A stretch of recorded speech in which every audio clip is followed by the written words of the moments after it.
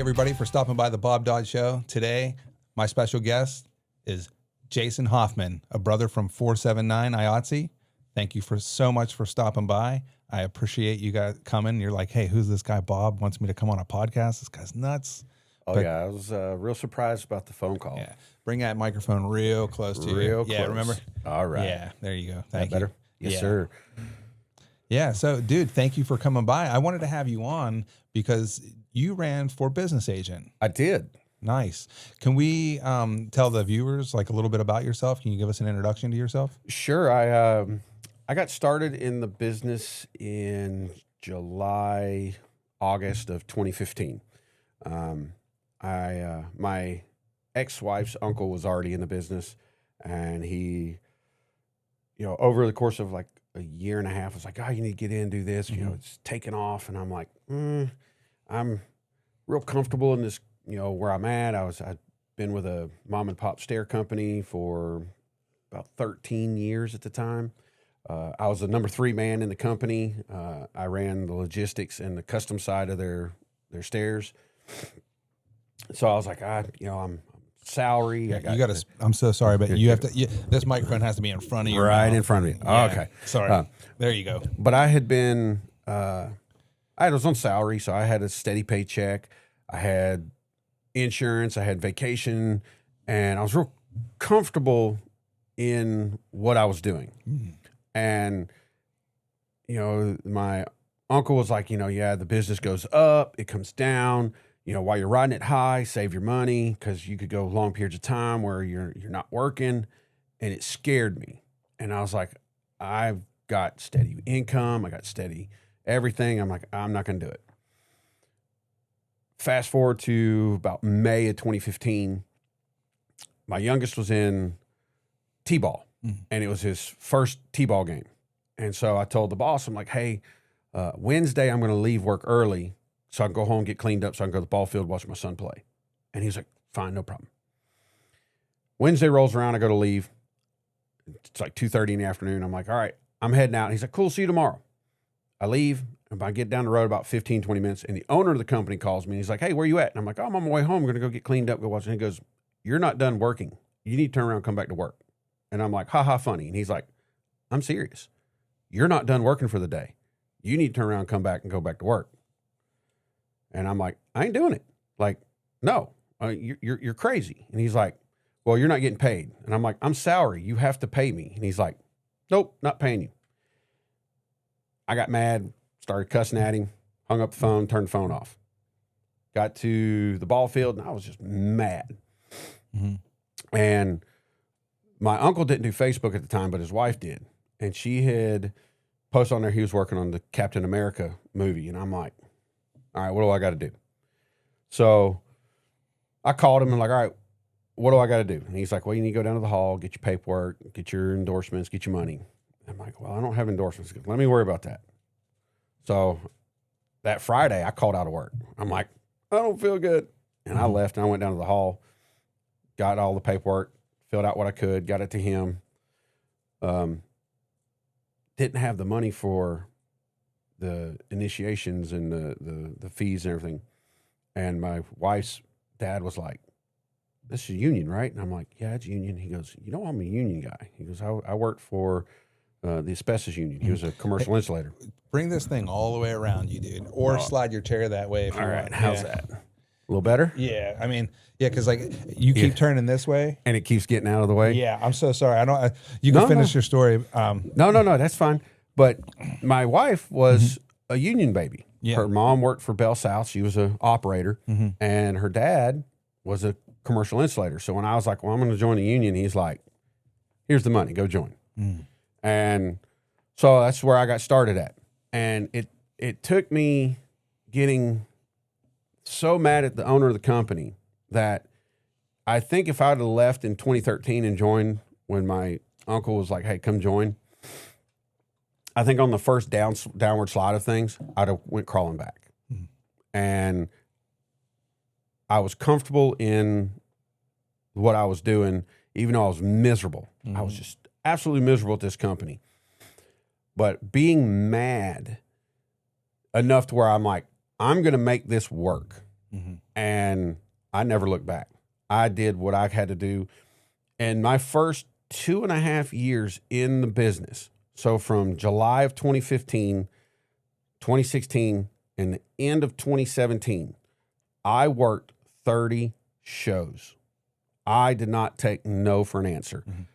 I'd get laid off. I'd start cold calling. I'd jump on it wasn't a dashboard at the time, but I'd jump on the union site and I'd see what productions were running, and I'd get the crew list, and I'd just cold call anybody and everybody that I could think of to join. End of 2017 is when I kind of landed with the crew that I've been with pretty much the rest of this time. And from 2018 all the way up until this year, I had only worked 11 productions because I stayed with the crew. 2025, in January, my wife was going to have major back surgery.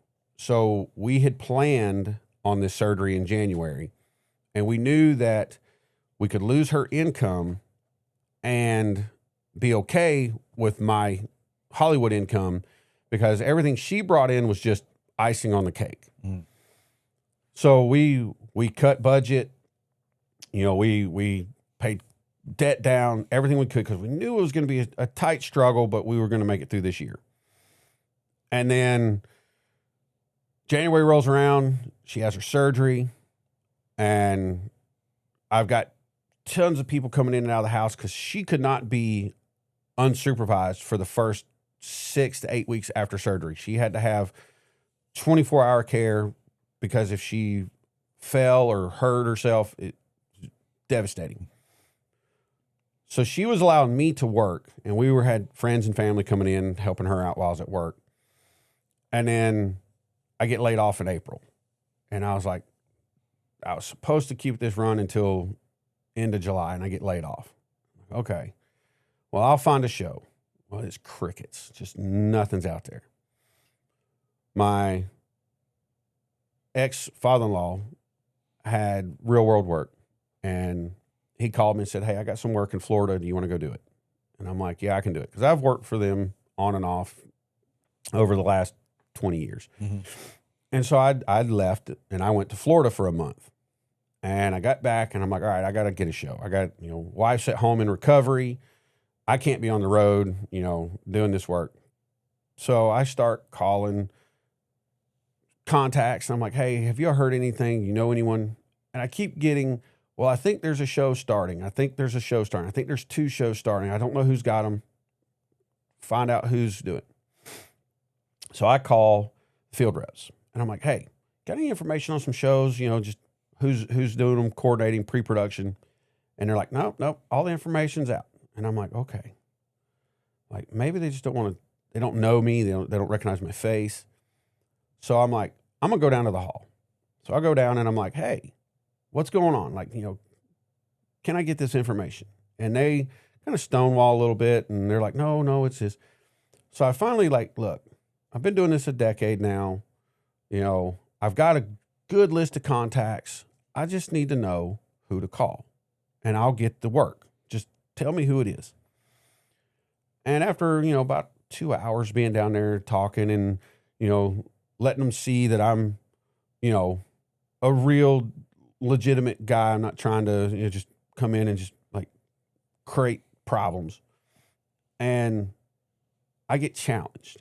And they're like, well, what have you done down here at the hall? And I'm like, nothing. I'm a worker. I just work. And they're like, well, why don't you figure something out? Because you do all this and you're not doing none of this. And it lit a fire under me. And I'm like, okay, well, what seems to be the problem? Why are we not working? And I'm like, what elections are coming up? And so I go home and I start, digging through emails and Googling, and come to find out business agents up this year. So I jumped in, cold water, cold feet, no idea what I was doing. And I got 2 people, one to nominate me and one to second me down at the union meeting. So this is one of the reasons why I had you on, is because you ran for business I agent. did. And, you know, it's interesting when elections come around, normally officers who are incumbent a lot of times stay. So like very, I don't want to say rarely, but it's not often you get new people. So Yeah, and that was that had to be a hard decision to make. It was because to try to run. I knew Mike had been in office 25, 26 years. And I knew he wasn't getting ready to leave. And so I knew it would take somebody running against him that could unseat him.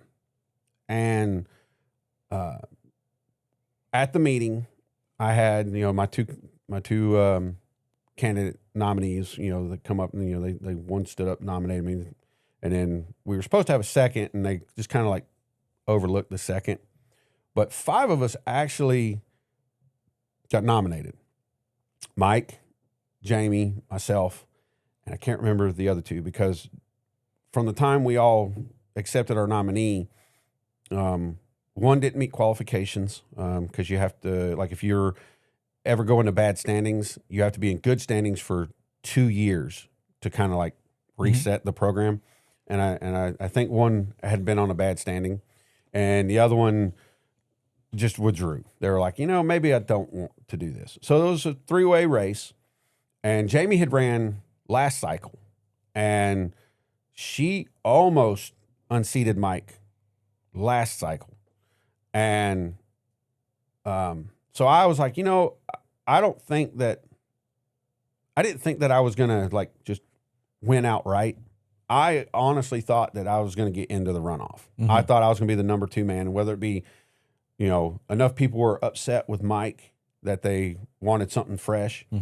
And with me being in construction is one of the larger groups inside 479. If you break down like department wise, you know, we're running about 6,000 members that are in the local. We've had a good number because of the downturn of the industry. They've gone on, moved on to other things, gotten out. So we're running about 6,000 members strong right now. And that's total. Total. And we're probably about somewhere between 2,000, 2,500 members are construction. And I thought that I had a good enough name, and I had enough thing that I would have been able to pull a lot of the construction guys out there. And when the results came out, I got 178 votes. Mike got 640 and Jamie got 638. And I was like, wow, I didn't know what I was doing. I think well, here's the thing. You got up and did it. So that's a big. I did learn something too, though. So I was a lone man out in the field by myself, swinging my own flag. Yeah. I had no help other than I had people that friends of mine in the industry and stuff that were promoting me and doing stuff on Facebook and stuff like that. So I had help, but I ran alone. Mike ran with Katie and Whit. And so if you break it down as far as numbers go, every candidate really had about 250 individuals voting for them. But because Jamie had Brian and Joey, Mike had Katie and Whit, they combined forces. And it showed in the numbers that everybody had about 200 people voting for them. So I was really on about average with everybody else. I just didn't have a block voting with me because I was an unknown. And I was told that I was the wild card, I was the stick in the mud because they did not see me coming. And when they started looking into me and they started seeing the posts and stuff, they're like, this guy can do something. He's just alone. And both of them have, you know, reached out and talked to me. And I told them, I'm like, look, I'm not anti-Mike. I'm not anti-Jamie. I'm pro-union guy getting guys back to work because guys are hurting. Gals are hurting. People are losing houses. can't do medical stuff. Our food bank here at the local is just going crazy because can't afford basic items. Mm-hmm. And I just wanted a different set of eyes on what was happening within the local, because I was the guy wearing the nail bags, Mm-hmm. hearing the guys complain about the status quo. Well, I wasn't the status quo, and I was the dark horse that came in. And I won't lie, seeing that 178 votes, it kind of hurt my ego a little bit. I was like, I thought Really? man, I thought that was a great success. I feel like, I mean, for somebody that wasn't running with a block of people, like you said, I mean, I want to say that's impressive. Looking back on it, having time to process it and digest it, Mm-hmm. and talk to people down at the hall, I'm very proud of what I did. Mm-hmm. And this has only scratched the surface. Mm-hmm. I will be back in some form, fashion, or another. I'm going to run for something else Mm-hmm. in the future. I don't know what that is. I don't know where it's going to be, but it may be something outside of the local. Yeah. It may be something in the state to make our industry stronger here, because that is what it is. Because in your experience and with your research, what have you been seeing that the work's not here right now? So one of my platforms that I was running on was our tax incentive. And our tax incentive, the state legislator has kind of been meddling with it a little bit. And the industry is very skittish when it comes to messing with tax incentives. They're out to make as much money for themselves as possible. And it means that whoever gives them the best deal is where they're going to go. Right now, the skittishness is happening is because the state, Brian Kemp is term limited, so we're going to get a new governor this next election cycle. The candidates that are running are talking about doing away with the state income tax. The state income tax is directly tied to our film tax credit. It's how they get their money. It's from the state income tax. If the state does away with the state income tax credit just basically dies, and Hollywood won't come. They're going to do it. Right now, Texas and New Jersey are the two hotbeds where productions are going on. You got all the Tyler Sheridan, Yellowstone spinoffs and everything going on in Texas right now. Texas does not have a state income tax. So the film industry in there gets cash rebates for their productions coming in. New Jersey is offering a 40% tax credit if you meet certain qualifications to get the 40. If not, it's just a standard 30, like what we had in the state as a 30% tax credit. Georgia does not cap any production. So any production can come in and they'll get the initial 20% tax credit. And then if they put the little Peach State bug on the credits, the state will give them an additional 10%. The state or the legislature kind of fiddled with the 10% with the peach bug. And so a lot of productions are only getting 20%, and they're not coming because they can get a better rate in Texas and in New Jersey. From what I have saw in my research, come January, when the new legislation comes in, the 10% bug is coming back. So we'll be back to a 30% tax credit. When the Avenger movies were here, the tax incentive directly saved the Endgame and Infinity War $350 million. Wow. Where do you find that information at? Google will, as long as you have the patience to scroll further down the page, because the top results, everything's like, oh, it come up in like 0.2 seconds, Go to the second, third page and just consume the information. And don't be afraid to use Chat GPT when it comes to certain things. It is funny because like when I was doing my campaigning stuff, I would write out, my little, hey, I want to do this, I want to do that. And I'd go into ChatGPT and I'd copy and paste it. And I'm like, make this sound smarter because I'm not a very smart man when it comes to this thing. And it would write the stuff out. And I'm like, well, that's wrong. I don't like that. So then I'd turn around and I'd rewrite. I'd take what they did and I'd rewrite it in my speak. And I'd tell, okay, chat, like take these first 3 paragraphs and write it like this. And so it would, quote unquote, dumb it down to my speak. And it was like, okay, now that sounds like me. Yeah, I think everybody uses the tools that they know how to use, right? Sometimes I think that in your case, when you're,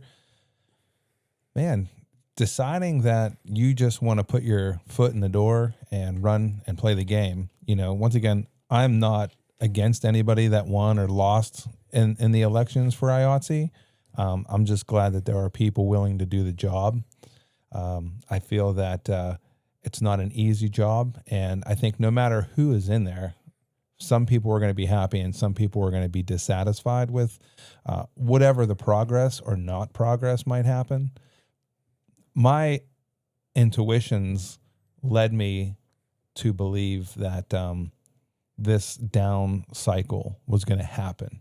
I didn't know how long it was going to happen for. And when I sat there and said to my wife, like, hey, look, I don't think we're going to be having a lot of production shows come 2024, 2025. Hopefully it picks up in 2026. Let's be ready for that. And we did. We got ourselves ready for that. We sold things and I got work outside of the industry. And a lot of my friends didn't have the same foresight. That's the big thing too, because like my oldest is in the industry also. Mm-hmm. When he graduated high school, he was like, I'm going to college. He had a scholarship to go to Ole Miss. So he marched in the band at Ole Miss and he did all that. Well, after his first year, he was like, Dad, college isn't for me. And I was like, he's like, it's costing me way too much money. And can I come do the movie stuff with you? And I'm like, sure, bud. Like, you come home, we'll get you, you have to get your money and we'll get your references and stuff. So he came home and I got him in and I was going to start him as a utility. He's worked with me doing carpentry stuff before, so I knew he knew his way around saws and drills and things like that. But I'd always been dad watching. Mm-hmm. It's a little different story when dad's not on the show and son's out there by himself and you got to do this. So I was going to bring him in as a utility and that way he could learn and get the ropes of everything. Well, Ant-Man and Wasp called me and they're like, hey, you available? And I'm like, no, I'm working. They're like, we're desperate for bodies. We need help. And I'm like, I got my son. He's no slouch, but he's green. And they're like, can he read a tape measure? And I'm like, yes, he can. And they're like, send him to us. So he got a trial by fire with Ant-Man. He got thrown in. Big show. And this year caught him off. Like he just, literally Thursday, his daughter just turned 2. They're having her birthday party today. And we're going to go, after we leave here, we're going to go to a birthday party. But him and his wife got caught off guard because he was used to just the work coming in. And they had to move home with her parents. Like his sister moved in with me because she was going through a divorce. So I got her and the grandbabies and living in my house. And I'm like, Lex, I can't have you come home. Like, I'd love you to be home and everything, but I was like, I got 10 people in my house. I can't take another 3. And he's like, no, that's fine. We're going to go with Rebecca's. And I'm like, perfect. But yeah, they got caught off guard. They had to move out of their place. And they're having to circle the wagons and reevaluate. And he got a job doing some real world work that is construction related. They're doing stuff with hotels and stuff the company's working for. And he's getting like $25 an hour, which is good money. He's getting 40 hours a week, but it ain't the $35 an hour working as a hammer. you know, and but his big thing is he's got benefits. He goes, that's all. He goes, my cap account's about run dry. He goes, I think I got enough for one more quarter, and then we're out. And I've got to have insurance. Yeah, the big thing with people in the film industry, folks, is, you know, we always talk about the film industry being the film industry and then everything else being real world. You know, when we're working in the film industry, we're making make-believe. Make-believe. And we're turning, you know, things that aren't real, and we're living literally in La La Land, you know. I have gotten fooled twice. Being like, what I mean by fooled twice is we were on a location and there's like, hey, there's a bathroom downstairs. We're at an old school. And they're like, we got to pull all the stalls out because we're going to make it like a 1960s bathroom. And they're like, go downstairs to the lower level, go down this hallway, and go deconstruct this bathroom. I'm like, okay. So I'm still fresh in the business. I've been in less than 2 years. So I grab my stuff and I go hauling down to there, and I'm like, there ain't no hallway down here. Like, what are you like talking about? I was like, these guys done sent me for a sky hook. Go get me a board stretcher. So I come back up and I'm like, really, guys, a hallway? And they're like, yeah, there's a hallway down there. And I'm like, there is no hallway. And they go down there like, fake wall. And I'm like, really? I'm like, it fooled me. Like and it's like, oh, there's a wall there. And the other one, I was on Lovecraft country, and they built this big giant telescope, like 1950s style. It's up on this big elevated platform, and I'm like, man, they really got this nice telescope. I go and put my eyepiece, this cardboard. I'm like, really? Oh yeah, you know, it's funny to sit there and go on location, and you go to this like really nice home, you know, and you're like, oh, this is really nice, and you look at the porch. And you're like, oh, this wasn't here. Yeah. This wraparound porch that's made out of 1x4 is, I can't believe we're on it right now. Yeah. And ever since I was a kid, my family hated going to the movies with me because I wouldn't leave until the lights came up. I would watch those credits roll, and I'd be like, my name's going to be up there one day. I was thinking more along the line of the front of the camera, not the back of the camera. Oh, that's interesting. But I would like, man, I'd go through there and I'd be looking for the Jason Hoffman. Like there's, you know, I got a common enough name that I was like, and I'd be so thrilled. Like when you go see a film with like Philip Seymour Hoffman or Dustin Hoffman, I'm like, I know there's a Hoffman name up on there. I know that. And now I get to go to the movies, and it's like, I might have film credit on this one, you know, and sure enough, you know, there's times in movies, look, construction, look, there I am, you know, and it brings a smile to my face that, you know, I made that. You it's know, like a receipt that you did something. It really is, and it's out there. I can tell friends, family, folks, you know, hey, watch this movie and watch through the credits. You'll see my name. Yeah, I when I first started in the industry, I couldn't care less if my name was in the credits or not, because like my name, like I would work on a project for 2 weeks and my name made it in, and other projects I'd work for 8 months and it wasn't there. So it's like I didn't care. I was just like, if it's a season 2, am I on it? Or, you know, like, am I able to work? Am I going to have work? Because I came up in Pittsburgh. So when we were filming in Pittsburgh, we had 3 shows, you know, come in, and like that was your year, you know, and you just wanted to be on the crew, you know, and everybody's family members were working, and you know, if you got a spot, you were, you know, worth your weight, or you knew somebody, you know. So I was just happy to be working back then. And when I came to Atlanta, it was a interesting transition for me, because when I came to Atlanta, people like from LA, and everybody has their people from LA stories, but when we would be working in Pittsburgh, people in LA be like, oh dude, Atlanta doesn't know what they're doing. And so I was just like, I know there's more work, and so I'm going to go to LA. If things are true, I'm not going to have a hard time finding a job. Well, it turns out that everybody here in Atlanta knew what they were doing, and they were really, really good at it. And you know, it's just like one of those things. It's like, oh man, those LA guys, you know, they let me down again. They you know, did. And I was really excited meeting everybody here in Atlanta. Everybody I bumped into was super good at their craft, well knowledgeable, whether if they were in the industry for 2 years or 3 years. I mean, if you're green, you are green. There's nothing you can do about it. Yeah, you can tell the new guy that especially in like construction. We know the new guy because he comes in with the new bags, the new hammer, all the new tools. It's like, you don't know anything. It's like, what you need to do is you need to hook them bags up behind your truck. And you need to drag them with you to work so you can knock some of the new off of it. Yeah. So that when you come in, that people are like, this guy's like, do you know how to read a tape? You know what end to hold the hammer on, you know? I love new guys, man. When I meet new guys, I sit there and think to myself, like, this is awesome, dude. Like, I can kind of like live vicariously through their excitement because I like having new guys on my crew because I can teach.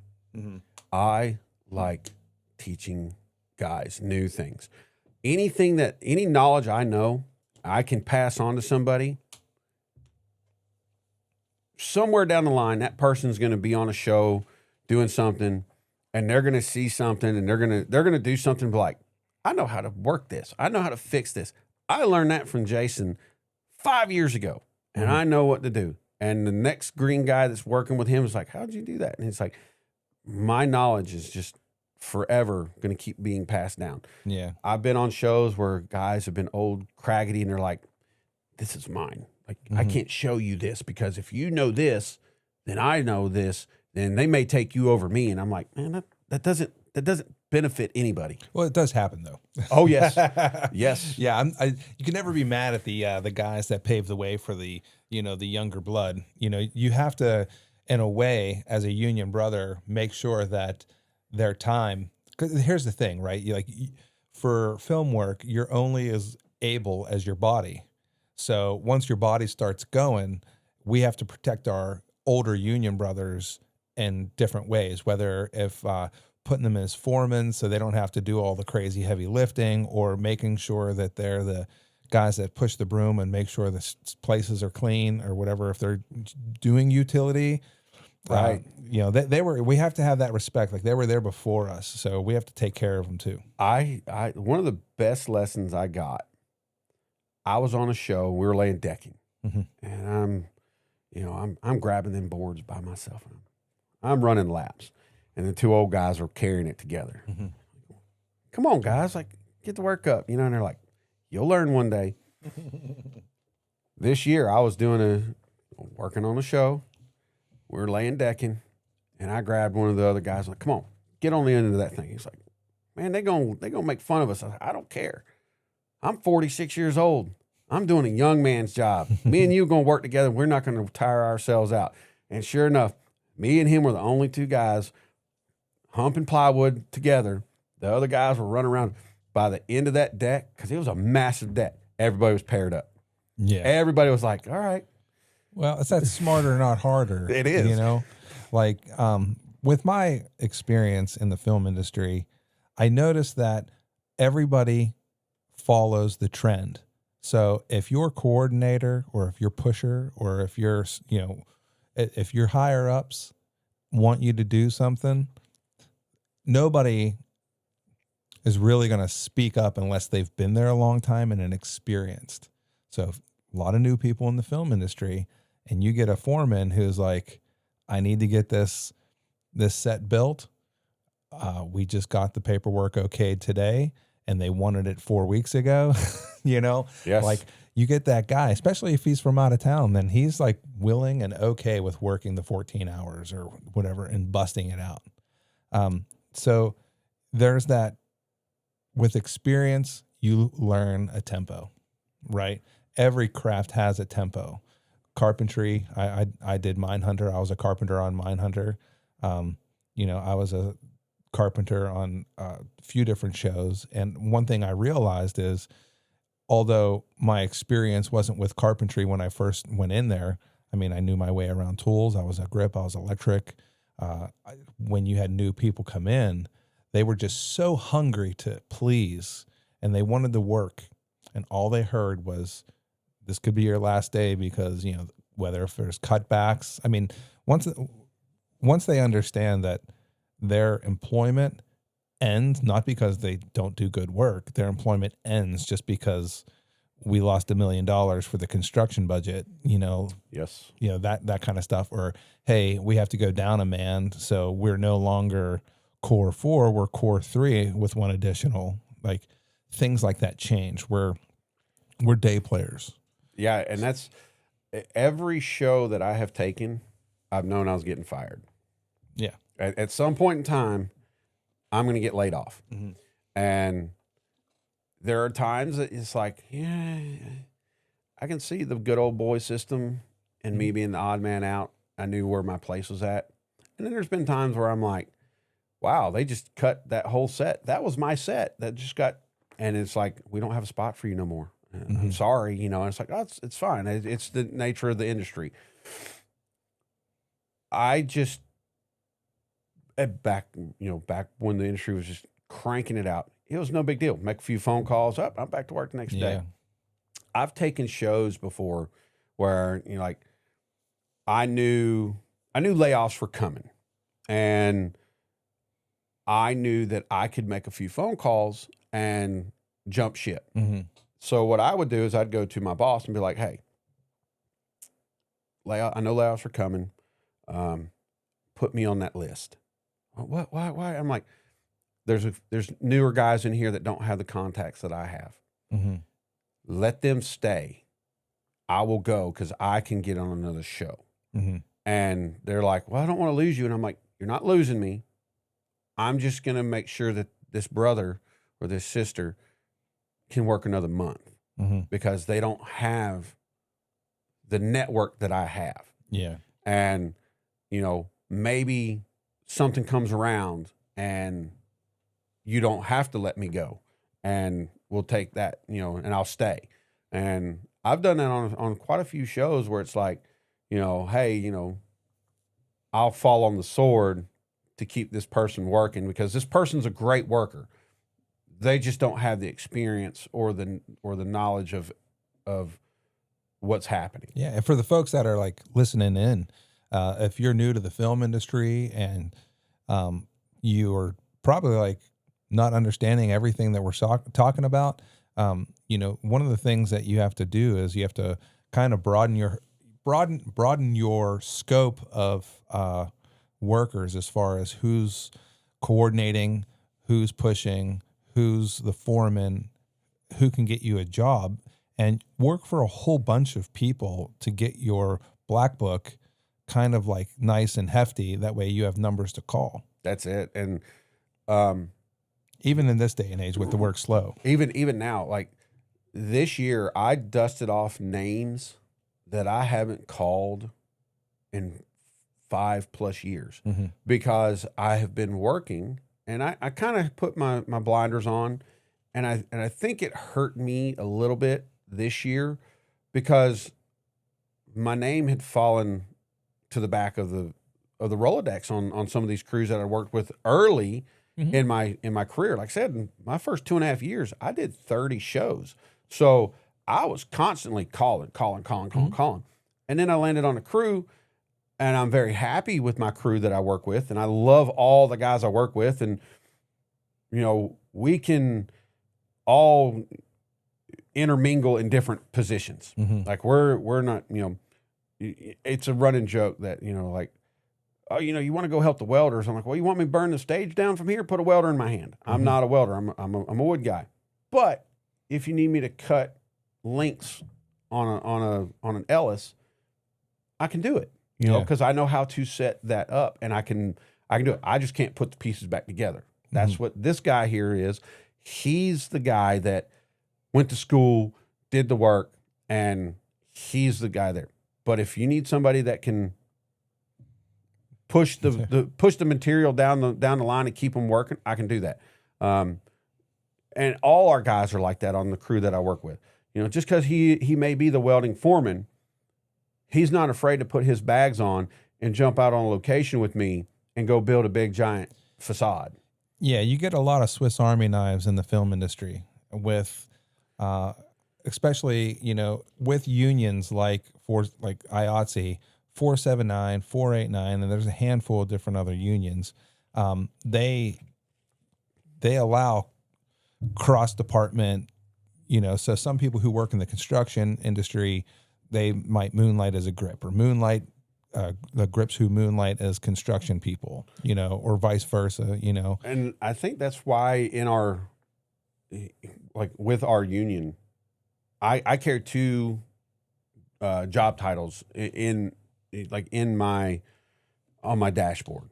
Like one is prop maker and the other one is a utility. Yeah, that's in the same craft as a Right. construction. So I could be a grip and a prop maker. And that way, if I'm not in the construction side of things, I can go over and do grip work. And that's very much encouraged so that your pool grows. And that's really what it comes down to, is because if you don't get fresh insight, fresh blood, anything, the pool becomes stagnant.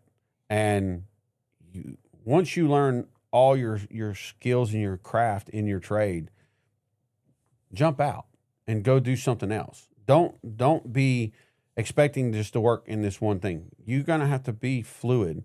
And, that's like running for business agent. That was part of the thing. It's like, I really and truly want this industry to be greedy. I want to take it from Texas. I want to take it from New Jersey. Let me ask you this. Like, when you decided to run for business agent and you had your platforms that you were running on, where do you think, because like to me, I don't think the industry, like our union, I don't think has any real reason, or how do I want to say this? Like, I'm not blaming like 479 because the work's not here. Like, I think that, 479 and all the other film unions, they have these things that they have to deal with. Maybe because, like, when I was a board member for 489, I realized, like, oh man, this machine that we're trying to run,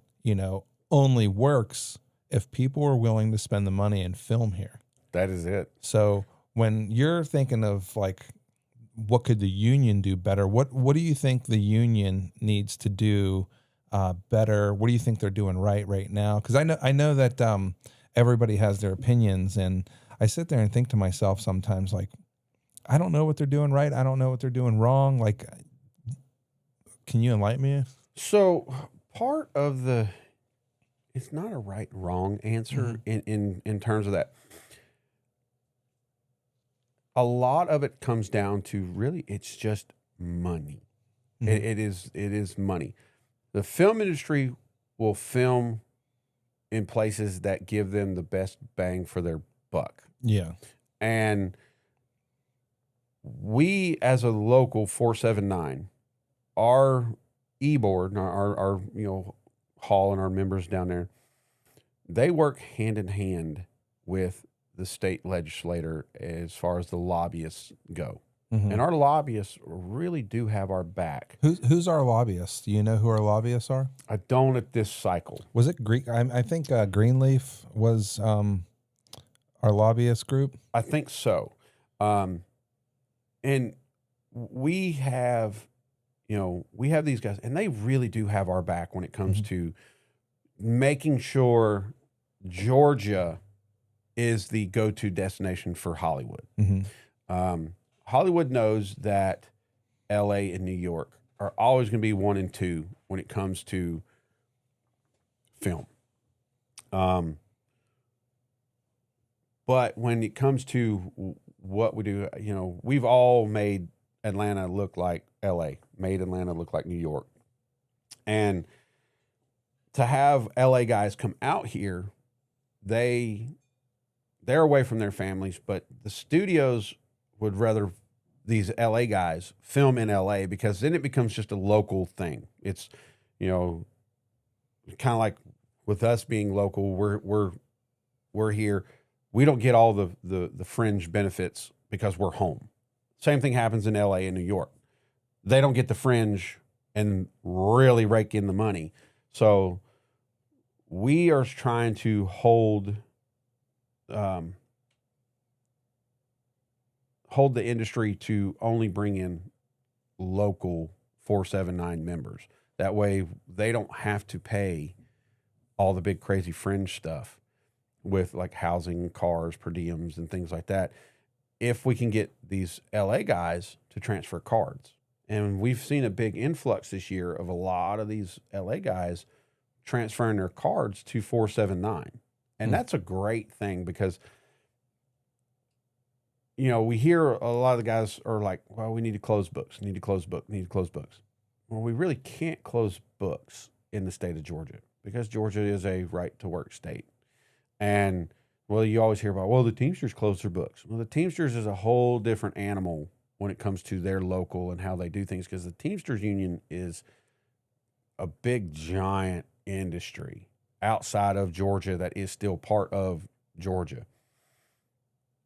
Our local is only as strong as our members, and we need to have great members here with us that want to work with us. And that's the big thing, is like getting the industry back, because nobody was complaining about the books when we had 70 productions running in the state. Everybody could get a piece of the pie. We have 14 right now that are actively going in the state right now. Yeah. I also, like, if you look at the rosters, I haven't seen the rosters of those shows, but I feel like the same crews are going from show to show to show. They, like, on a few of them. I'm not sure if that's true or not. That's what I heard. The guys that are working they're not getting things over other guys that are not working. It's an interview process. Like these department guys, like my coordinators that I've worked for, they all go in for an interview. They submit resumes to these, to the productions, and it's a word of mouth that it comes to. Is like, well, you know, this art department has worked with this coordinator before, and they've had good things from this. And so it's kind of like this. It's not a snub at other coordinators. I know your work. No, UPMs, they stick with their people. The showrunners, they stick with their people's gaffers. They stick with their, you know, their rigging crews. You know, the DPs stick with their gaffers. When I look at the way people get shows, it makes sense to me because people normally hire people they know. And it's all the way down to the guys sweeping the floor. It's the guys they know. And a lot of the shows now, before, you know, we were working 6 days, 7 days a week, you know, crushing 12 hours a day. Now we're working 10 hours a day, Monday through Friday. Yeah, I mean, from what I've heard and what I've read, I mean, like, our unions aren't going to be able to push the hands of any, you know, studio, you know, any production company that comes in. The only job that our union, I think, really truly has to provide is a roster of well-equipped and trained people to companies who want to film here. If I were to look at my union and say, why am I not working? I mean, they're not the job creator. They're the job fulfiller. So when I talk to other folks that are really down on our union, I sit there and I say, did you work in the real world yet? And, you know, once again, folks, we live in La La Land with Hollywood, and then you work in real world. I said, do you work in real world yet? Because who's going to get you your job then? Like, unless you're a hiring hall, then you're not, you know, your union is not going to that's the big thing that people don't realize is our local is not a hiring hall. And it was explained to me kind of like this, is like, you get that UPM, and that UPM likes this gaffer, and he likes this coordinator, and he likes this guy here. And he has his guys that he's worked with, and he knows their work. If they were a hiring hall and this production comes in and says, all right, we got Joe Schmuckatelli over here that's on our list to hire. Well, they don't know this guy. They don't know that this guy's had, you know, accidents, or he may be the greatest carpenter in the world, but they don't know. Joe Schmuckatelli, I'm assuming, is not a real person. No. But it's one of those things, like, you got this guy that they don't have confidence in. It's not that they can't get confidence in them. It's just there's schedules that productions have to hit. And if you miss schedules, it can be disastrous. I worked for a coordinator, and I was doing some trim work, and I'm making this crown and this decorative thing, and I'm hitting it, making good tight. And he's like, man, he goes, it looks great. You just messed me up. And I'm like, what do you mean? Looks too nice. You're taking too long. Not even that. He goes, that wall right there is not meant to come out. I was like, yeah, I know. It's not a wild wall. And he's like, you got this director over here, and goes, hey, I want to put a camera right there. I need you to pull that wall. Okay. Now you're spending 30 minutes hammering, sawing, cutting, and this, that, and that. And he goes, every minute that a production is there, when you got actors and directors and everybody, every minute that production's not rolling film, you're costing $1,500 a minute. And you just spent 30 minutes pulling the wall out. He goes, you give me a 1/4 of an inch around that thing, you put that trim up there and it hides that 1/4 of an inch. He goes, that 1/4 of an inch just saved you $1,500 a minute. And now you're the hero. Because that director come in and goes, hey, can I get that wall? Absolutely. Watch this. Zip, zip, zip. Boom. Wall's out in 3 minutes. Guess what? They're back rolling. Yeah. Boom. He goes, you're the hero. He goes, that 1/4 of an inch just made them all kinds of money. And he goes, there's tricks like that you learn and you get done.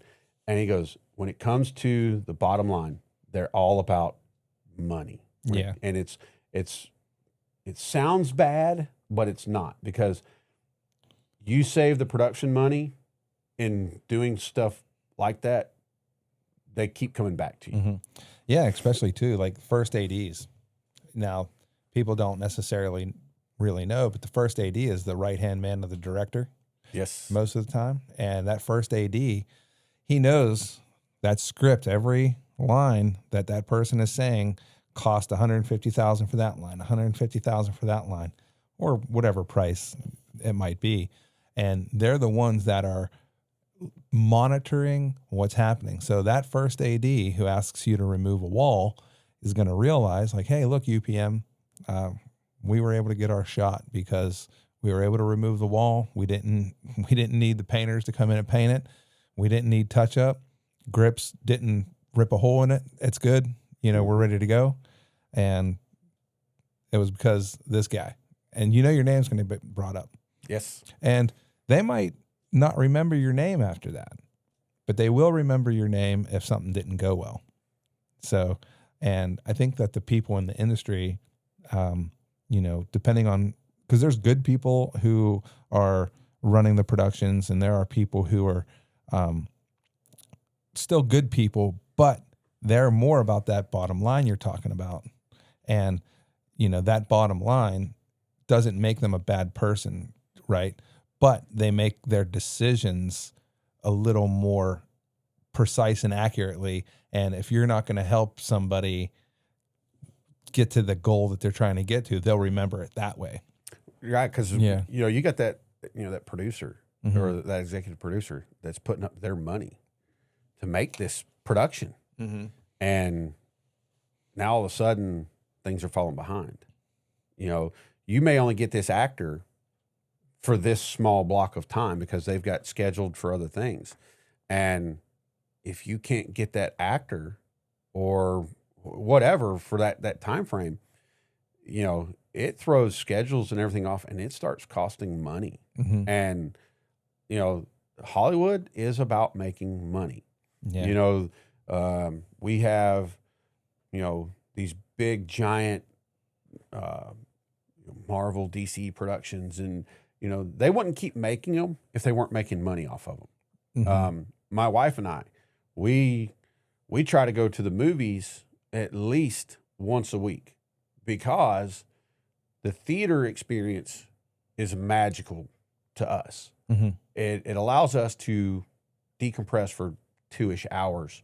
We've got, like I said, we have 10 people staying at my house right now. I've got my daughter and her fiance and the 3 grandbabies. And my youngest is 16. Now I got a 2-year-old running around the house. You know how stressful that is? You know, I love my granddaughters, all 4 of them. I love every one of my granddaughters, but Pappy needs a break. Sure. Pappy wants to go and have dinner and a movie with Mama. And, you know, Pappy and Lolly get to go have adult time, and we go to the movies. And, you know, this year, because of, you know, the way the strike happened and productions got shelved for a year, you know, and it takes a year to get a movie out. You know, we'll work on a show and it'll be 2-3 years later before the show comes out because of post-productions and scheduling and things. So this year, the movie side of things have been real slow. Sure. You know, there's not been a whole lot going out, or we go to the movies so much, it's like, there's nothing new out. Like, so now we're going through and we're watching old stuff on streaming, you know, and it's like, oh, you know, like we get to binge 8 seasons of this and 5 seasons of that. And we're waiting on the new one. And, like the new Avatar coming out. And one of our first dates that we went on, was to go watch Avatar back in 2009. And we didn't know anything about that movie. We're like, there's some big IMAX movies. Like, and I'm thinking Avatar as being the Japanese anime, you know, Last Airbender, Avatar thing. My wife's like, no, I don't think I think you're thinking of the wrong thing. And I'm like, I don't know. And she's like, well, let's go watch it anyway. So I'm like, all right, we'll go. And the visual effects on the IMAX just blew us away. And then they made the sequel a decade later. But now we got the 3rd one coming out, and we're excited for that. And, you know, it's just Hollywood that her and I just love the aspect of you hold it close to your heart. I really do. Not only are you a worker in it, but you are a consumer as well. So. I am one of those guys that it hurts my heart to see theaters empty. Like, I remember going to watch Star Wars when they re-released it in the late 90s. And I went by myself. I'm sitting like 2nd row on the corner. Like, I'm like hunched around looking at the screen because I wanted to go to the theater and watch A New Hope because I'd never seen it in the theater. And now we'll go and we'll be the only 2 in the theater. Maybe I should start going back to the movies. The last 2 times I went to the movies, there was trouble. That's why I stopped going to theaters. It's a running joke with us. Our very first date, we went and watched Inglourious Bastards, and we were the only 2 people in the theater. And we will pick times to go to the theater so that it'll be empty for us, so that we can have that first date experience again. And it doesn't happen all the time, you know, it's probably less than it does, but we've gotten to the theater to ourselves, I don't know, 6, 8, 10 times, you know, and we always giggle and laugh at it because it's like, it's an inside joke to us. Like, this is what we do. But we go and we bring people with us. Like, hey, we're going to go to the movies. Oh, I don't have the money. It's fine. I got, you know, because with our what does it cost to go to the movies now? Like $20? Well, that's the thing. With my rewards passes and stuff that I have with them, I get free tickets a lot of the times. Now, they're not for like the specialty like IMAXs. They're like they'll say like they're 2D tickets, and that's perfectly fine with us to go to watch a 2D ticket. But like with this new Avatar movie coming out, I will go to the IMAX and I will get center row seating so I can watch that movie in IMAX. When Christopher Nolan released Oppenheimer, he filmed it in 70 millimeter IMAX. 11 miles of film was this thing. There's one theater in Georgia that actually has a reel-to-reel IMAX theater, and it's at the Mall of America or Mall of Georgia up in Buford. Go watch an IMAX on film. It is, even though like the news shows they'll say, oh, it's an IMAX, it's laser. It's everything's going laser. Very few studios want to pay for 11 miles of film, and film is expensive. Digital is cheap. You mess up a take, you redo it. You mess up a shot on film, you got another 300 feet of film you're having to buy.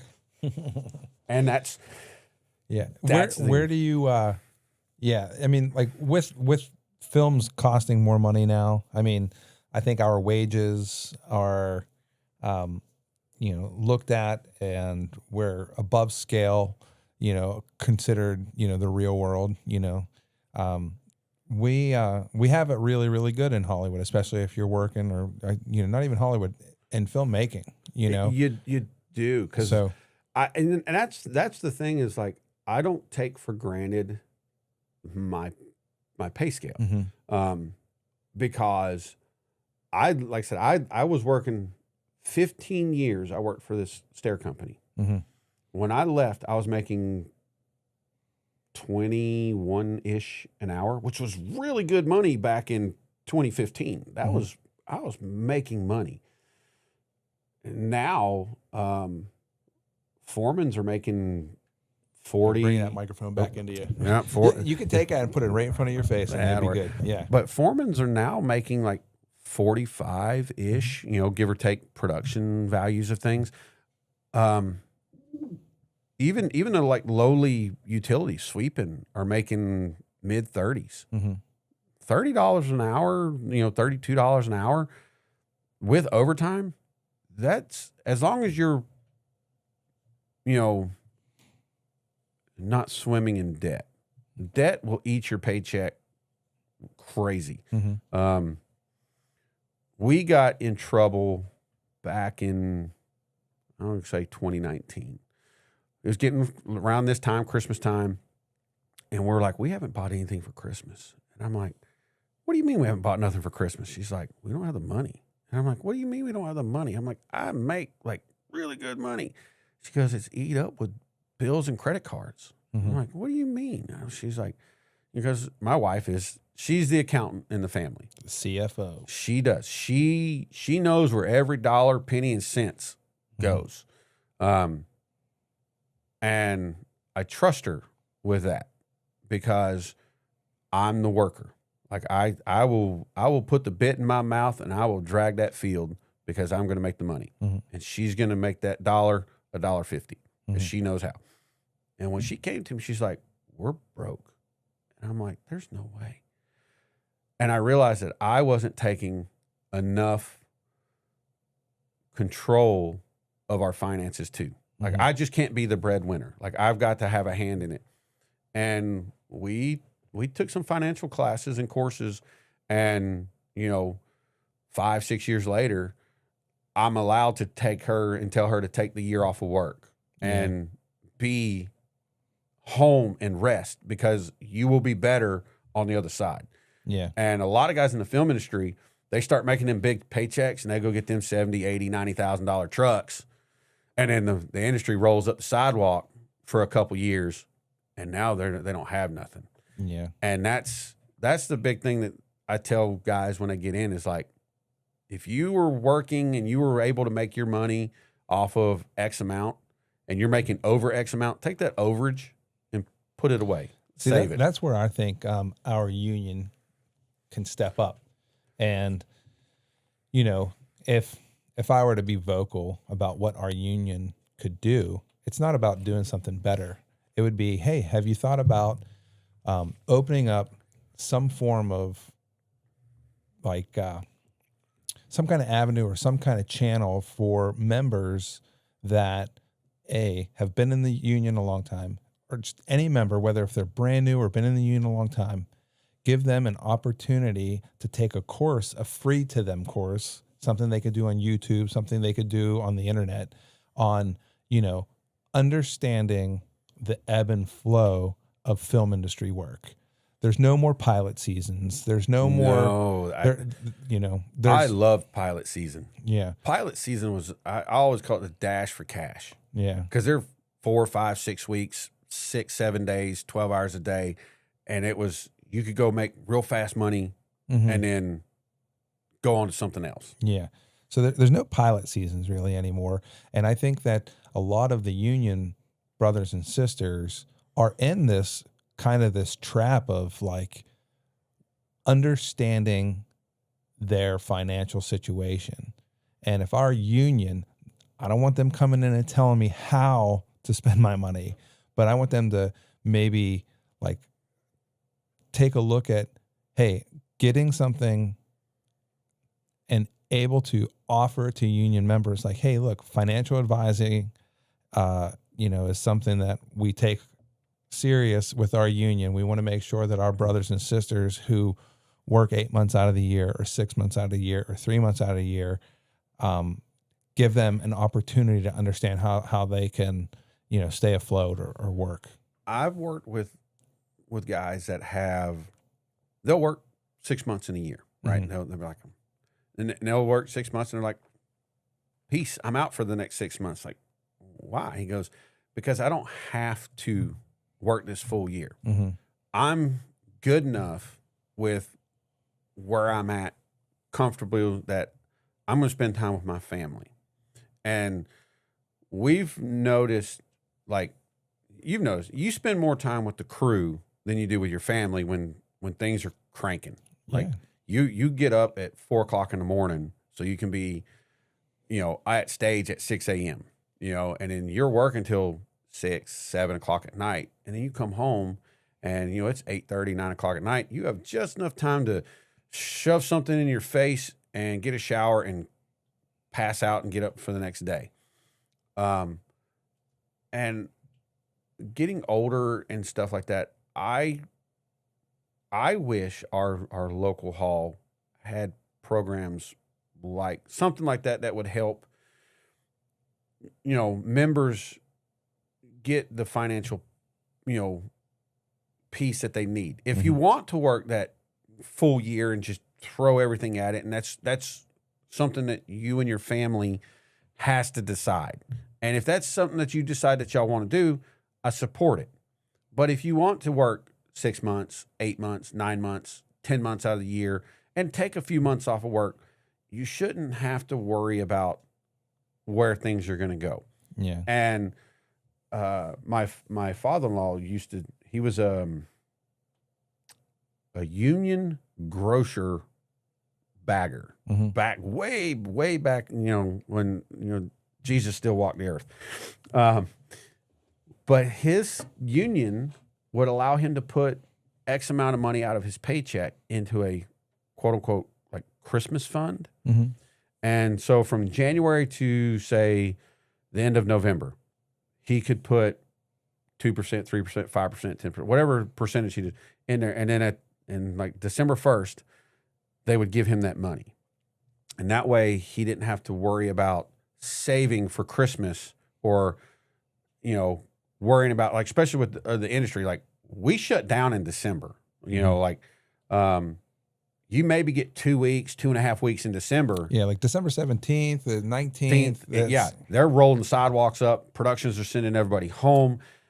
And that always scared me at the beginning. Mm-hmm. Now that I understand the industry, I can't wait for hiatus. Because then I can turn my alarms off. I can sleep. I can go out and do things. I can catch up on TV. I can do whatever I want for the next 2 weeks. And I always sleep a little bit better knowing if I have something lined up in January. Mm-hmm. This year's going to be a little different because I don't have anything quite lined up yet for January. I got some irons in the fire that are getting nice and red, and I think I got something coming. Fingers crossed, but I'm not going to sweat it. Because everything will work out. I'm comfortable enough in this industry and how I am, where I'm at with this thing, that work will come.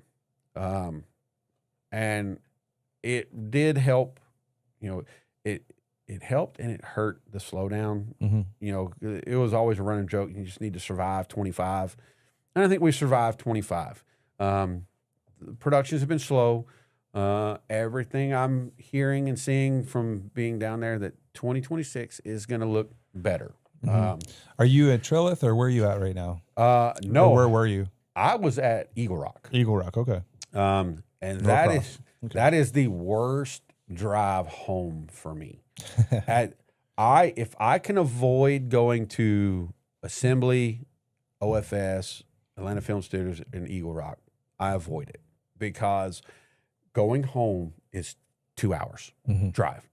After you've done work 10, 12 hours, and now you got to go sit in traffic for 2 hours with a stick shift. Where do you stay? I live out in Dallas. Oh, So yeah, that's a hike. morning times, I can get to that side of town 50, 55 hour. I mean, Atlanta's an hour away from Atlanta. I mean, it doesn't matter.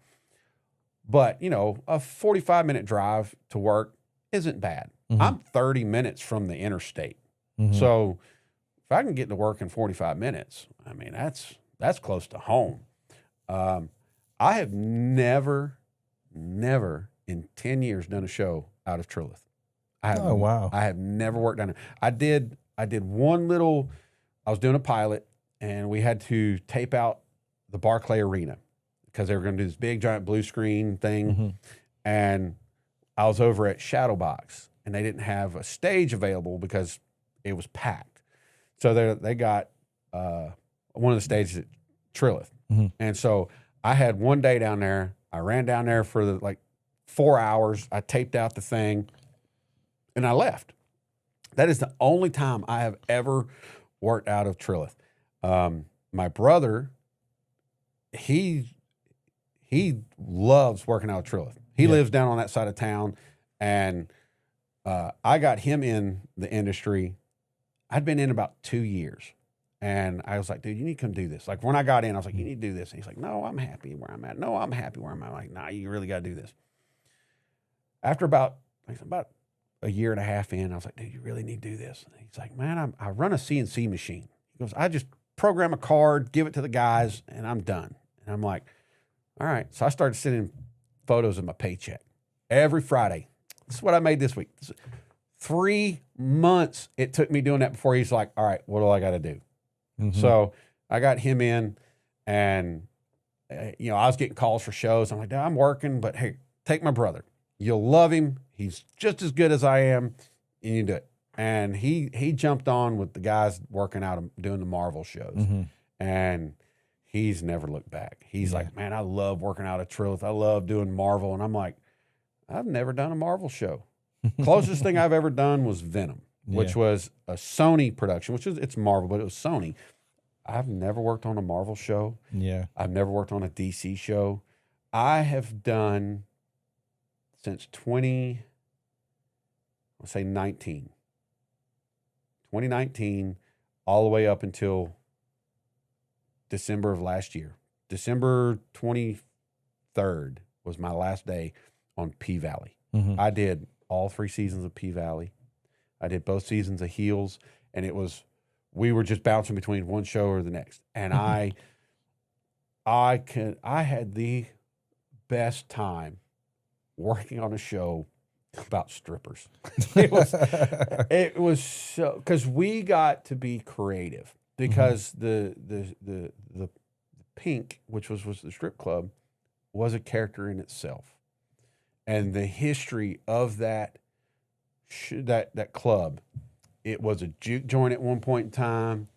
It was some other stuff, and we got to flip that show. We got to build things, and it really allowed us to be creative. The production designer, we showed up on set, and all the carpenters get all their squaring stuff out, and he's like, take that level, take that square, take that stuff, go put it in your trunk. He goes, just draw you a line and cut it and just nail it to the wall. And we're like, what? Like, that's not how you do things. That's how we do things on this show. And I had a blast making stuff. I built a set out of trash. No way. They were doing a location, and they were re-roofing this location, and they had dumpsters where they were throwing like the AC stuff off and everything like that. And that art director was like, jump in that dumpster and throw some stuff out. what are you doing? He's like, yeah, we're going to build a set. And I built a set out of trash. Oh, that's cool. It was so much fun. And that set lasted all 3 seasons. I took that set apart and put it together. I don't know how many times. When the last season, I was on stage doing some work, and they had another guy trying to put that set together, and they pulled me from stage and were like, needs to go to location and go set that thing up because nobody knows how it's done because you built it. And I got to leave my stage and go build the trash set that I made. And it was amazing. That's cool, man. That's cool. With with all your experience and with all of your knowledge that you now know, trying to run for a business agent, you're talking about possibly, next 3 years, you're going to try to do it again, possibly, or I don't know about business agent. I'm going to kind of sit back and I'm going to see how Jamie does. mm-hmm. I'm going to give her all my support that we can, So Jamie did win? Jamie did win. Oh, okay. And I'm going to give her the support. I voted the other way, but I'm not anti-Jamie. I wasn't anti-Mike. It's a fresh set of eyes. Yeah. And I'm not going to throw things in her bike path to try and trip her up. Yeah. Well, I'm going to clear that path as much as I can, and I'm going to be there to help whatever I can to help her get our industry back to work in Georgia. And that's just how it needs to be. Like I'm not out to trip anybody up. mm-hmm. And it's a sad thing when you see people out there doing that. There are people out there doing that. Stop doing that, guys. It's not helping. It doesn't help anybody because it could have dire consequences to productions coming here. Like, if you get too much infighting and bickering and fighting, they're like, why? I don't want to deal with that headache. Yeah. I mean, I'm not sure what, IATSE 479 is doing behind closed doors or whatever. Thanks to Mike for being at that helm for as long as he have. Jamie, congratulations for winning. That's cool. If there's anything that, our union members need to, be thinking about or maybe wanting to, if you need input, like they need to ask for the input. And I think that being transparent amongst everything too, what's going on with our union, that's the only way people are going to actually have a successful union.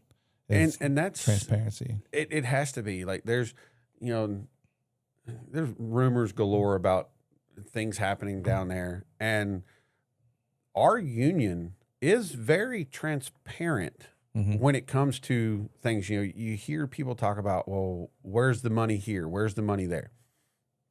Legally, it has to be out there for all the members to see. Now, it doesn't necessarily mean for the general public because we do have NDAs and we have things that are proprietary to members that are part of the local, but any member that wants to go see where their money's going, all they can do is go down to the hall. Yeah. And it is, they're not gonna shut the door in your face. They're not gonna, oh no, you can't see this. Legally, they have to let you see these things. Yeah, I think in transparency, I guess where I was going was if they have an idea that they're going to run with, be clear on the idea. Like, hey, be honest. I don't know if this is going to work, but we're going to try this. If you guys think otherwise, let us know, but this is still the path we're going to do. And, absolutely. And like you said, be open. If you, like, I have my thoughts and feelings on a lot of things that are happening.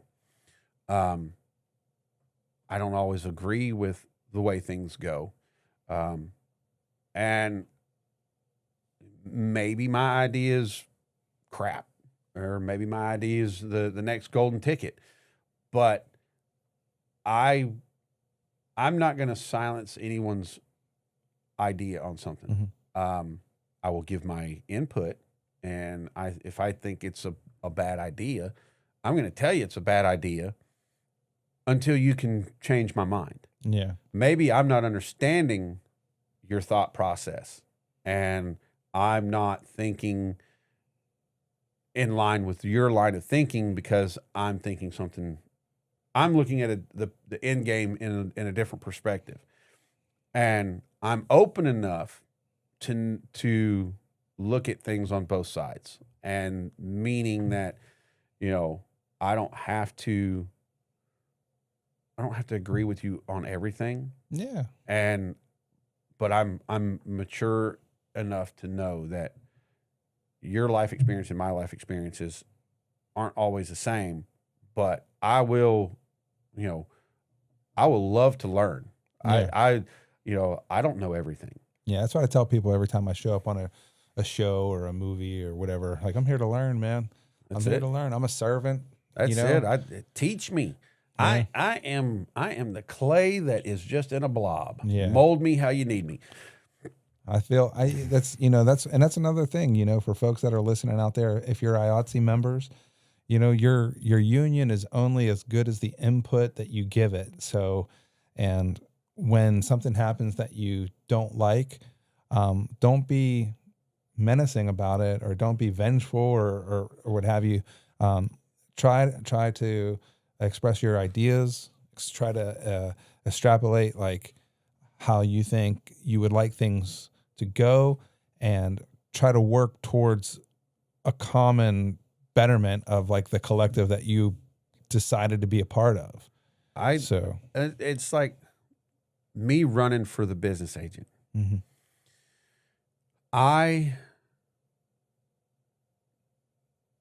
When the vote total came out, Mike got 640, Jamie got 638, I got 178. If you add that total together, that's 13, 14, 1,500-ish votes. So somewhere between 1,600 members Mm-hmm. voted out of 6,000. Yeah.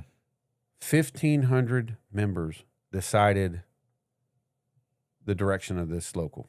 Mm-hmm. That's it. I haven't looked at the numbers from the results from the runoff, but I would say if it's not, if it doesn't beat the numbers from the first election, it just shows how much people have checked out. And I think a lot of it too, though, is, a lot of people that are struggling, and they do see, well, what has the local done for me? Why? I'm working outside the local. I had to take real world work. I'm outside the local, and they're not paying attention to their emails, Mm-hmm. or they purposely don't vote for anything because why? And I tell people, I'm like, you need to be involved. Your union will be better for you with you involved in it. That e-board doesn't control the local. You control the local. Those are just your members that you have put in place to represent you when it comes to the international, that is IATSE. So each, like you were, what, 484? No, I was 489. 489. Before I came 479. Yeah. So 489 and 479, they're the same, just a different branch, because we're all IATSE, and it's Mm-hmm. just we have different Yeah. chapters or charters of the local. Yeah. I mean, like I'm also 728, so on the Teamster side. So Okay. I transitioned in 2021 to the Teamsters, and I kept my 479 card, and up until a year ago, I had my 489 card as well.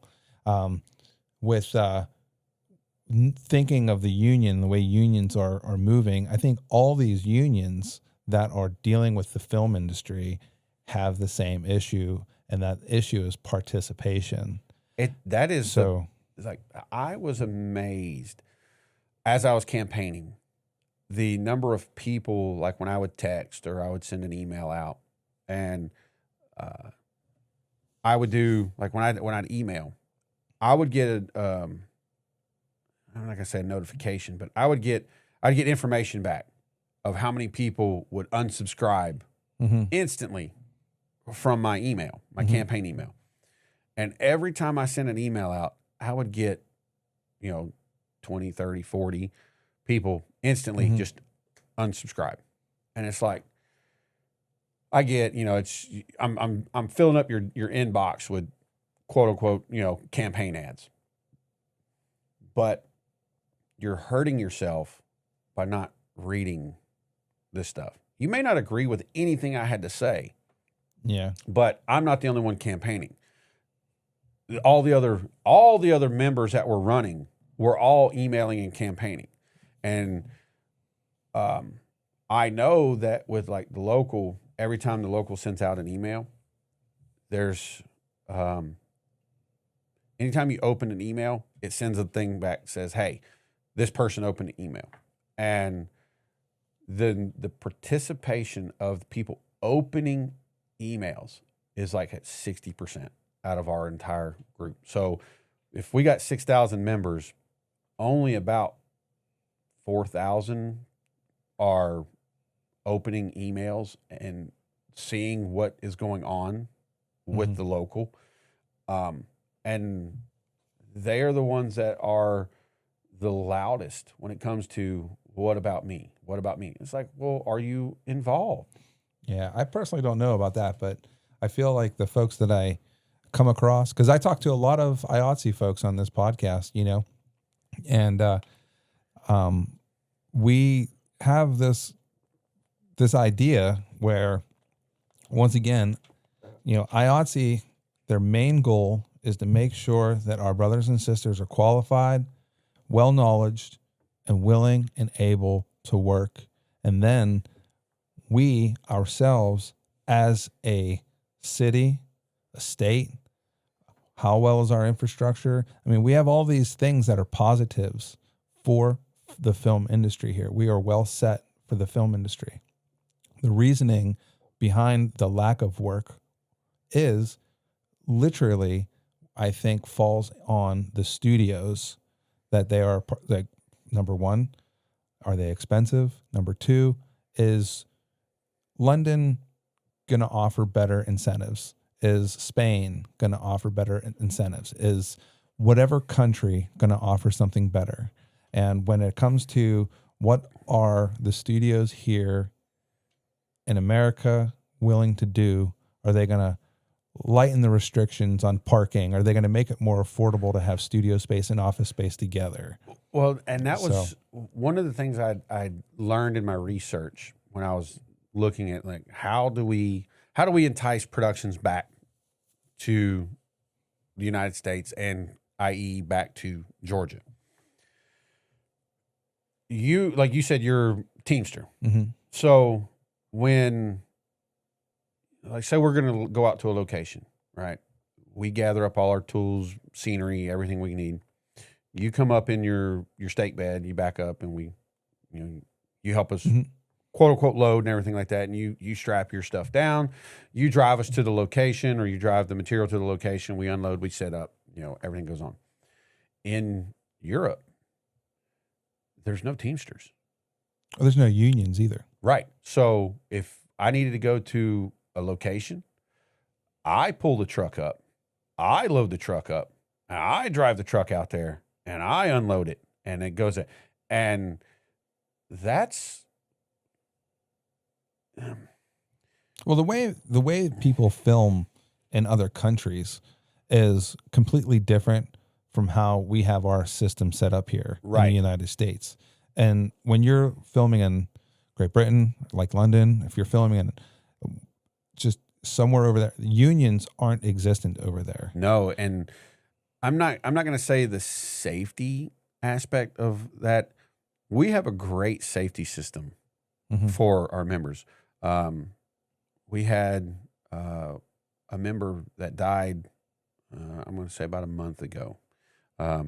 He was a key, just doing everyday thing. He was on set, jumped up in a condor, went to move some cables, and he got shocked. And who's this? Because I didn't hear about it. It was out of Louisiana, They were on, like they were filming and they wanted to move a cable, and he was a rigging electrician. It wasn't like he wasn't knowledge of this thing. Mm-hmm. He went up and somehow something wasn't grounded and it got him. And they couldn't get him down in time. Yeah. Until the police and fire were able to kill the power to the building to get him down, and it was too late. Yeah. And that was, it was just an accident. Mm-hmm. Just an accident. And, it's, I took the OSHA courses here, and, the OSHA standards that we have here, they do get kind of tight, I would say, being that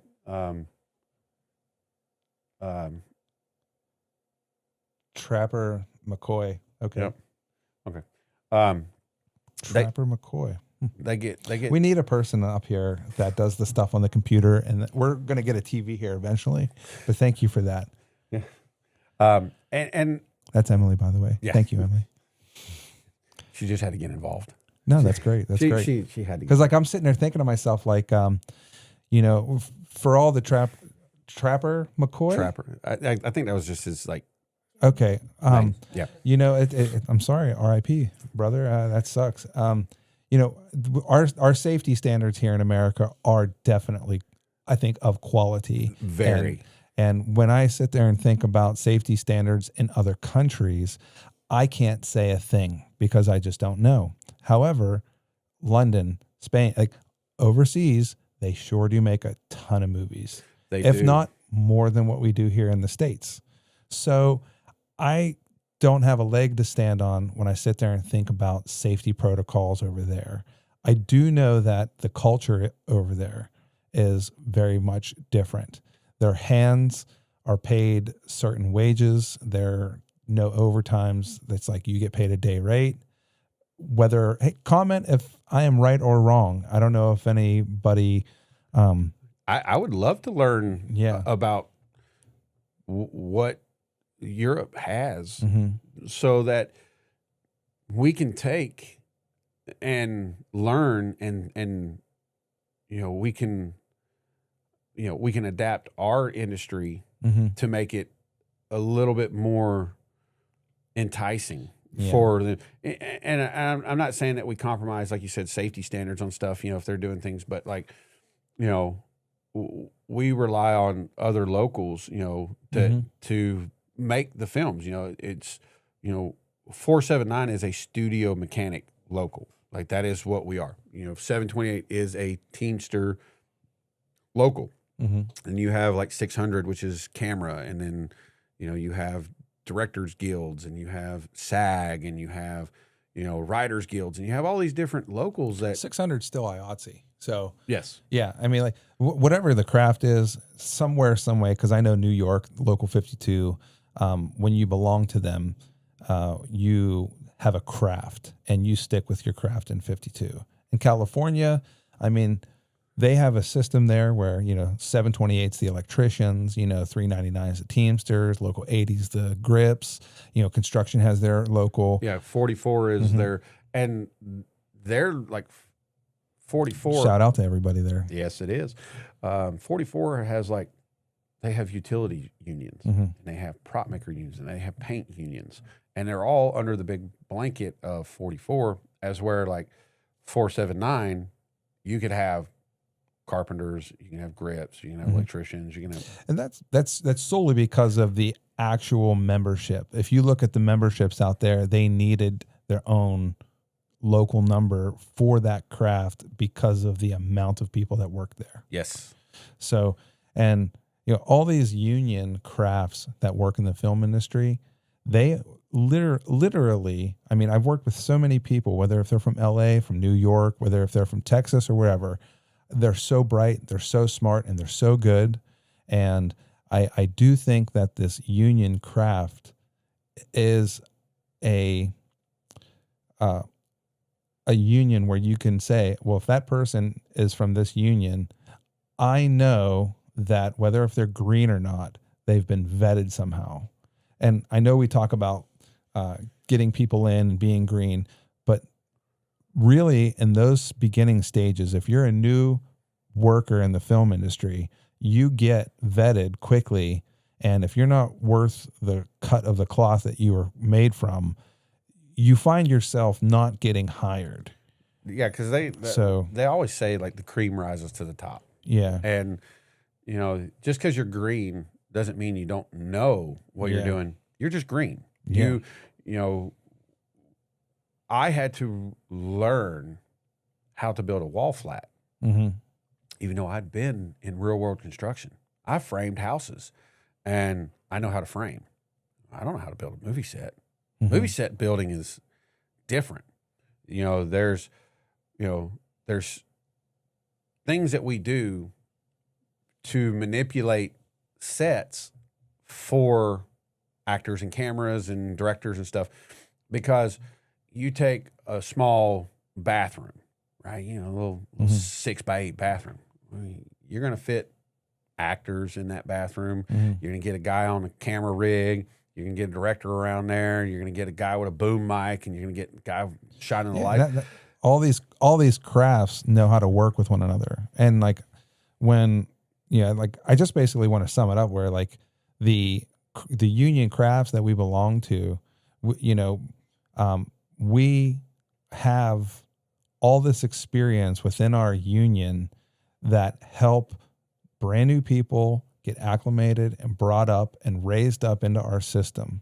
And I think that with all of our unions, like with the Teamsters union that I belong to, I had to, although I've been a Teamster before for a different role in a different state, when I joined the film roster of 728, I had my preconceived notions of what's going to happen due to my experience from being in from 2007. So I know what the Teamsters are in New York. I know what the Teamsters are in Pittsburgh, Cleveland. I mean, I know what the protocol is. So I wasn't as surprised at the way things went.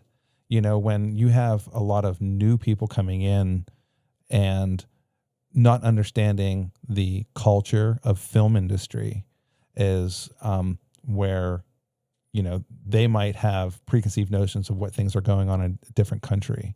Like, I just want to highlight that, like, our unions are really top notch.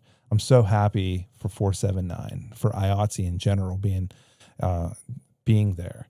I know I've worked on non-union like commercials or non-union music videos, and if things were running that way, it'd be really rough. It would make you a more jaded as a hand or a technician faster. I worked on a non-union commercial, and they fouled up my pay. And to get my pay corrected was like an act of Congress. As to where if I'm on a production and they mess up my paycheck, I just go to, our buyer or the accounting and said, hey, I had a mistake in my check. And they'll research, just make sure it was, hours, whatever was wrong. And usually by that next pay period, it's corrected. Yeah. And that's what's up. I mean, that's, like that. I am so pro union when it comes to the film industry and my craft and my real job outside, or I should say my other job in the real world. I'm just so happy that there are so many men and women that laid the bricks and laid the groundwork before me, that it did make it so much easier for me to come in, get acclimated and transitioned into what that culture is. I feel like if you look at it now, our culture is slowly changing with the film industry, with the way productions want to film, the way productions want to finance the filming and the work that's being, and our union, both 728, 489, 479, all, and any IATSE or any Teamsters Local, they are literally in this position right now to figure out how do we work our contracts with this new way of dealing business. And I think that folks out there, you have to be willing to dive into the information. Don't shout your opinion, speak your opinion, make sure that your opinion is heard in a manner where someone will listen. And I think that, because I'm going to wrap this podcast up in a kind of a positive note. Like, our unions are doing really good work. And that's why I had you on, because I thought it was so awesome that you decided to stand up and try something. I wouldn't have my lifestyle that I have if it wasn't for my union. Yeah.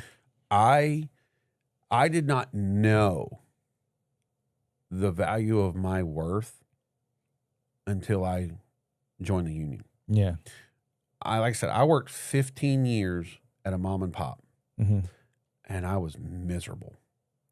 I was taken advantage of, getting things done. They would just dangle enough to keep you there. Mm-hmm. Like, oh, I'm gonna quit. Well, here's a 75-cent pay raise, Mm-hmm. and it's like it was just enough to keep me going. And then I joined the local, and it's like, well, here's your pay. Well, why do I get this? Because this is what we negotiated for you. Mm-hmm. You're worth this.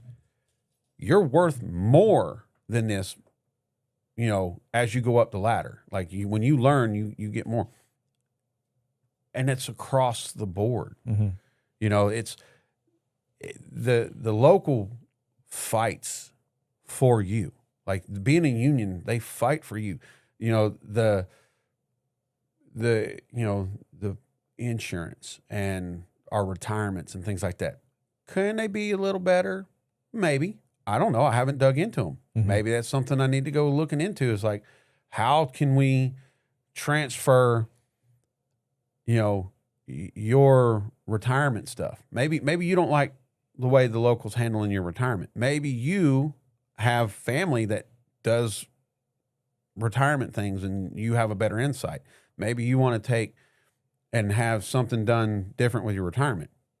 Well, how do you go about getting that out of your annuities or your retirement plan? Like, how do you take this money and make it work better for you? Maybe that's something that we can look into as a local. Well, that's what our local should be. This is where I was talking about our Right. finances, because that, our cap fund, or our fund that we have through IATSE, it should be a requirement that if you're going to be a union employee through our union, you need to solely understand how your retirement, because you do get a pension. You do have options for 401k. You do have a path that you can take. There's multiple things that you can do. And I think that our membership should be held reliable to know those things, because when you are in any other union in the outside world, in the real world, they want to know what's your card number. They want to know things that our union members will not know our card number. You know what I'm saying? Right. So they take it more serious. Our union is doing the best job that they can right now. And I feel that we need to be patient, because this is a growing period. And I'm going to end the podcast on this, because I feel that with our union doing what it's doing, too many people will not know what's actually happening, because it's their choice to not know. They're staying in the dark because they're not going to the meetings. They're not keeping up with the emails, like you were saying. And if there are people who want to know more, for this podcast, I would like that to be an avenue for what's happening in the union to be put out there. And that's, I tell people all the time, my phone is always on. Mm-hmm. If I don't know the answers, Mm-hmm. I'll find them. I'm not afraid to go down to my local hall, Mm-hmm. and I will walk in that door and I'll ask to speak to Greg Waddell, Sarah Reiner, Jamie, or any field reps, anybody down there. If it means getting answers to help people out, and even just help myself out, because I may not know, or I may have a notion that I'm right and I'm really wrong, or I might be wrong and I'm really right. And I'm going to take every avenue that I can, and I'm going to promote my local, and I'm going to promote my union, and I'm going to try to get as many people involved. Yeah. And do you have any links or anything that you can share in the description of the video? If he has links if he has links to share, I'll put them in the description, and you guys can go into the description. Or if you have questions, anything, you can actually comment on the actual episode, and I will then. I mean, you would be able to see them then, and you can answer them there too. Yeah. If anybody has any questions, I don't know if my website is actually still active now that I'm done running. Mm-hmm.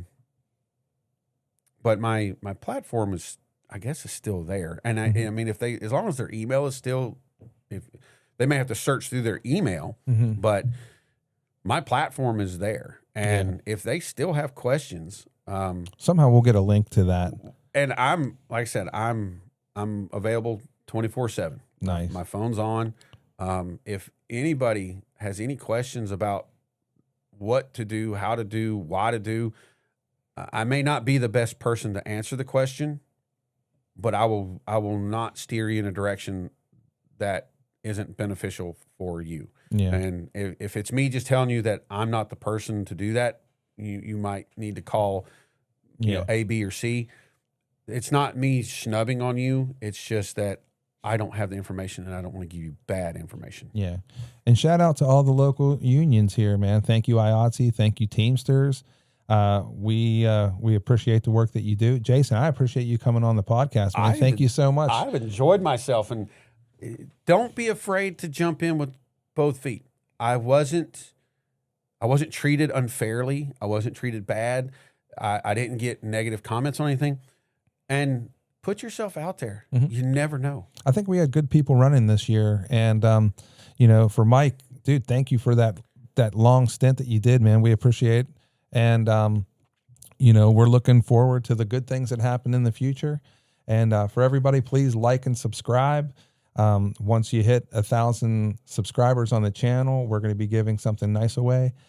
So make sure you hit that subscribe button, and please comment down below. Let us know what you're thinking, feeling, who you want to see on here. If you want more union members to come on and talk union stuff, let me know. And thank you for coming on. Appreciate it, dude. Thank you. Dude. And thank you for joining us. Peace.